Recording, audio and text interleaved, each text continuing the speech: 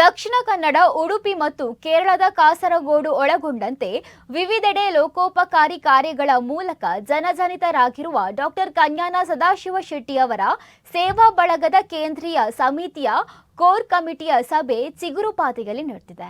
ಚಿಗುರುಪಾತೆಯಲ್ಲಿರುವ ಸೇವಾ ಬಳಗದ ಕೇಂದ್ರ ಕಚೇರಿಯಲ್ಲಿ ನಡೆದ ಸಭೆಯ ಅಧ್ಯಕ್ಷತೆಯನ್ನು ಡಾಕ್ಟರ್ ಕನ್ಯಾನ ಸದಾಶಿವ ಶೆಟ್ಟಿ ಅವರು ವಹಿಸಿದ್ದು, ಸಭೆಯಲ್ಲಿ ಗೌರವ ಉಪಸ್ಥಿತಿಯಾಗಿ ಸದಾಶಿವ ಶೆಟ್ಟಿಯವರ ಆತ್ಮೀಯ ಮಿತ್ರ ಕೊಡುಗೈದಾನಿ ಕೆಕೆ ಶೆಟ್ಟಿ ಕುತ್ತಿಕಾರ್ ಭಾಗವಹಿಸಿದ್ದರು.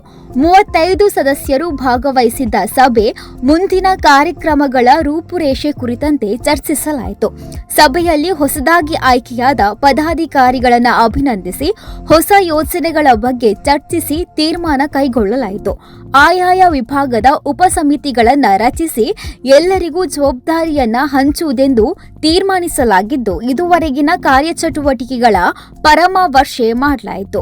ಸುಮಾರು 15 ಅಜೆಂಡಾಗಳನ್ನು ಸಭೆಯಲ್ಲಿ ಮಂಡಿಸಿದ್ದು, ಅತಿ ಶೀಘ್ರದಲ್ಲಿ ಸೇವಾ ಬಳಗದ ಕೇಂದ್ರ ಕಚೇರಿಯಲ್ಲಿ ಆಂಬ್ಯುಲೆನ್ಸ್ ವ್ಯವಸ್ಥೆಯನ್ನ ಮಾಡುವುದೆಂದು ನಿರ್ಣಯಿಸಲಾಯಿತು. ಹೊಸದಾಗಿ ಆಯ್ಕೆಯಾದ ಕೋಶಾಧಿಕಾರಿಗೆ ಅಧಿಕಾರವನ್ನ ಹಸ್ತಾಂತರಿಸಲಾಯಿತು. ದಾನಿ ಡಾಕ್ಟರ್ ಕನ್ಯಾನ ಸದಾಶಿವ ಶೆಟ್ಟಿಯವರು ಹಲವಾರು ವಿಷಯಗಳ ಬಗ್ಗೆ ಮಾತನಾಡಿ ಮುಂದೆ ನಡೆಯುವ ಯೋಜನೆಯ ಬಗ್ಗೆ ವಿವರವಾಗಿ ತಿಳಿಸಿದ್ದಾರೆ. ಕೆಕೆ ಶೆಟ್ಟಿ ಕುತ್ತಿಕಾರ್ ಅವರು ಡಾಕ್ಟರ್ ಕನ್ಯಾನ ಸದಾಶಿವ ಶೆಟ್ಟಿಯವರ ಸೇವಾ ಬಳಗದ ಬಗ್ಗೆ ಪ್ರಶಂಸೆಯನ್ನ ವ್ಯಕ್ತಪಡಿಸಿದ್ದಾರೆ.